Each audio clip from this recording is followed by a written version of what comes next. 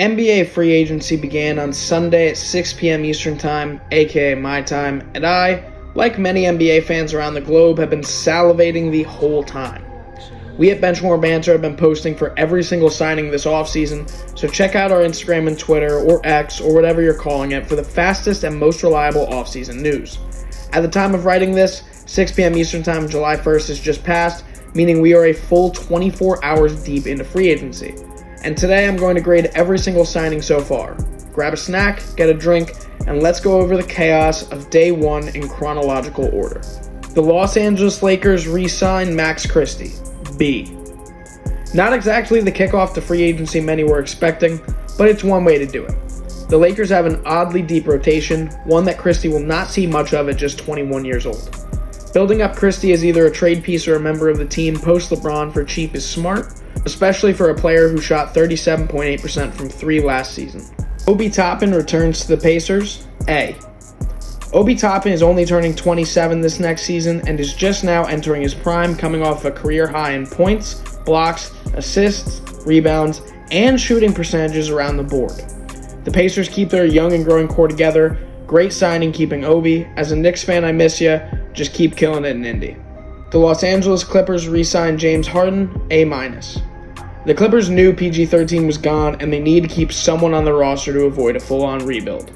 Harden just averaged his lowest points per game since before he became a starter in Houston back in 2012.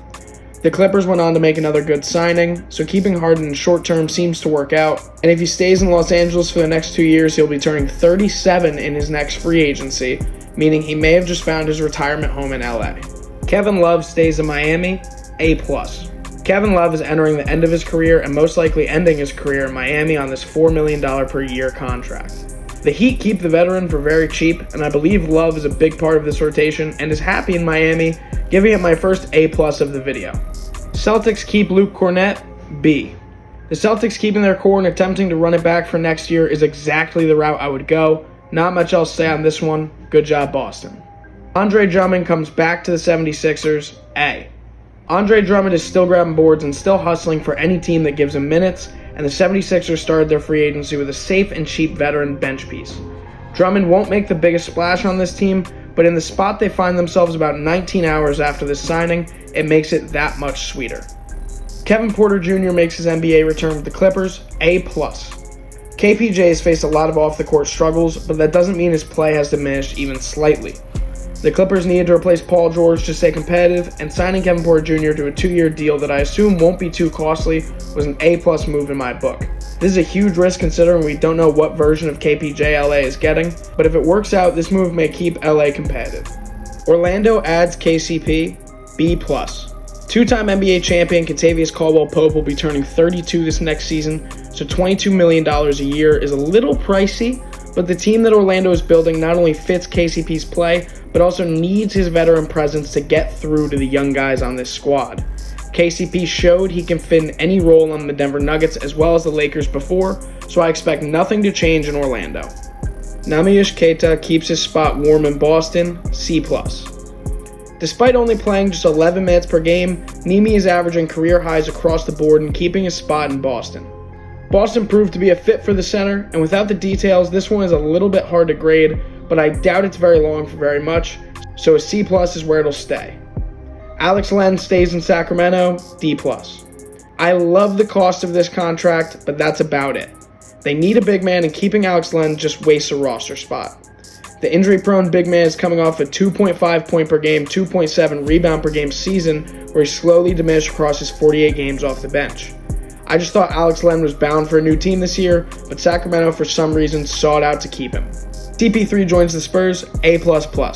My first A++ of the video. I love this signing more than life itself. Not only do we get fan favorite CP3 and Wembanyama together, but it actually makes sense. CP3 is the leader in assists amongst active players, joining the team with the second most assists in the league last year.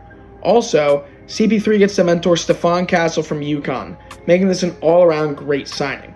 Did I mention he's going to be throwing lobs to Wembanyama? The 76ers signed Eric Gordon. B. The 76ers have so much cap space, why not? Grabbing a veteran sharpshooter in Gordon is a great move, and even though we know now that they signed Paul George, this just made the path to signing an all-star look likely. I love this signing, and I love this new look Philly squad. 2025 champs, Wizards add Jonas Valanciunas, A-. Many eyes were batted towards Jonas Valanciunas' signing with Washington, but this is a genius move by the Wizards, not so much for the Lithuanian Lightning. Washington gets a veteran big man to mentor Alex Sarr, making this a great signing for them and the French phenomenon, but Jonas Valanciunas is in a weird spot with a fully rebuilding team. Suns snag Mason Plumlee, C. For the past 2 seasons, it seemed that the Suns are just a revolving door of rotational players, and this is yet another one-year deal for a reliable wing. This is a solid rotation forward to add to this squad, but without a full-out rebuild, I don't see Phoenix pulling themselves out of this problem they dove their way into. Derrick Jones Jr. becomes a Clipper, A-. Replacing the player who left you with the guy that absolutely clamped him up in the playoffs is wild, but I love it. $10 million per year isn't bad at all for the talent they're receiving, and this is a brilliant signing for LA, giving them an A- easily.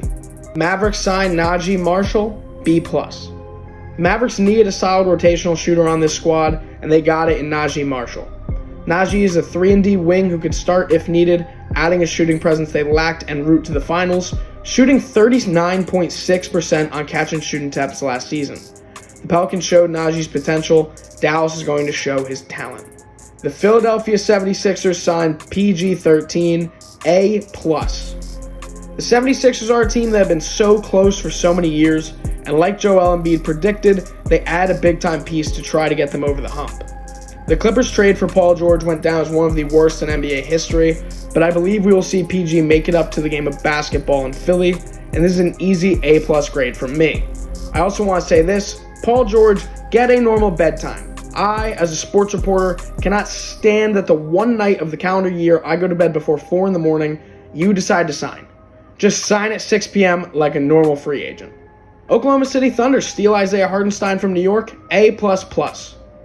I actually predicted this one myself on June 1st. You can check out that video on our channel, but this is a brilliant signing by the Thunder. They not only just took him flat out from the Knicks, a team that desperately needed him, they also just plugged their one big hole. The Thunder are coming off a disappointing playoff run as the 1 seed, but I believe with their decisions pre-free agency plus this one, this signing was a big splash and a big win for the Thunder. 76ers keep Kelly Oubre Jr., B+. The 76ers just can't stop making good, cheap signings, and keeping Kelly helps their new look lineup out a lot. Kelly has continued to grow throughout his career, and if he can shoot the ball a little bit better and keep his defense consistent, he'd be a great pairing with their newest addition, PG-13. The Pistons snag Tobias Harris, C. The Pistons are trying their absolute best to get Cade Cunningham some help, something I'll commend them for, but I really don't see this move making them even a play-in team, and that's nothing against Tobias Harris. I like the 2-year side of this contract because it helps them out with the future and the extensions of their young core, so this could be a short stint for Harris, not too great, not too bad. The Dallas Mavericks signed Klay Thompson, A. The Mavericks came just short of an NBA championship, losing to the Celtics in 5 games. Klay Thompson is a veteran high-volume shooter that any contender could use to take them to the next step. Besides this signing, the Mavericks have been having a good 24 hours of free agency, but signing Klay for just $16.6 million per year was a steal, all while still leaving them room for another. A grade from me. Warriors replaced Klay with DeAnthony Melton, B-. Melton shot 36.9% from 3 this past season, helping fill that gap of shooting that Golden State needs. I love the cost of his contract, and I love Melton's defense as well. This is a solid replacement signing for the Warriors and maybe their best option. That is all 21 signings made in the first 24 hours of free agency. Do you think I graded them fairly? How would you grade the Paul George signing? What's your favorite breakfast food? Answer all those in the comments and have a wonderful rest of your Tuesday.